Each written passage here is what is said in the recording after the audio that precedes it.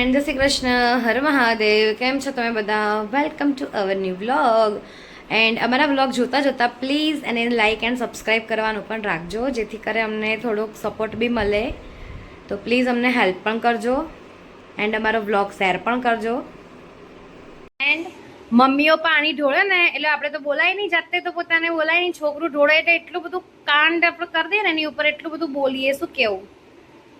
Right દિયા? જે હાલ મેં કર્યું છે, મેં હાલ અહીંયા પાણી ઢોળ્યું, પછી મેં દિયાને એવું કીધું દિયા મને બોલ, પણ દિયા મને ના બોલી. અને હમણાં દિયાએ ઢોળ્યું હોય તો દિયા શું કરે મમ્મી? ગુસ્સો કરે નહીં? સાચી વાત ને? દેખો અમારા ઘરમાં હાલ કેવું પડ્યું છે, કેમ કે આજે અમે લોકો ઉઠ્યા લેટ. નહીં દિયા?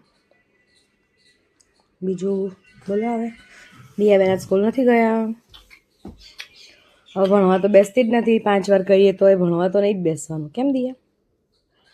બહાર નીકાળીને આપી તો પણ ભણવા તો ના જ બેસે. દેખો બસ આ જ કામ કરે છે આ છોકરું મારું. ગઈ છે તો બ્લેન્કેટ લઈને સૂઈ ગઈ છે દિયા.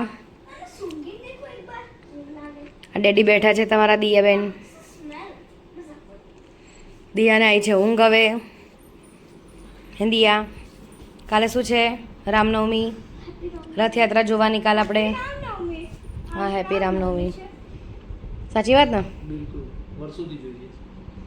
કેટલા વર્ષથી જુઓ છો તમે? જ્યારથી સમજણા થયા.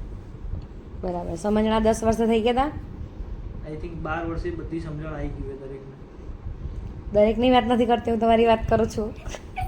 દરેક માનવીને 12 વર્ષે બિલકુલ સમજણ આવી ગઈ હોય. પણ ચાહે ભારત હોય, રશિયા હોય, અમેરિકા હોય, જાપાન હોય કે યુકે હોય કે ના ના 11 વર્ષે ના ના શું વાત કરો યાર. 12 વર્ષે બાવો બોલે એવું કામ કર્યું તમે તો. તમને અમારો આજનો વ્લોગ ગમ્યો હોય તો વ્લોગને લાઈક એન્ડ સબસ્ક્રાઈબ કરવાનું ના ભૂલતા. મળીએ હવે નેક્સ્ટ વ્લોગમાં.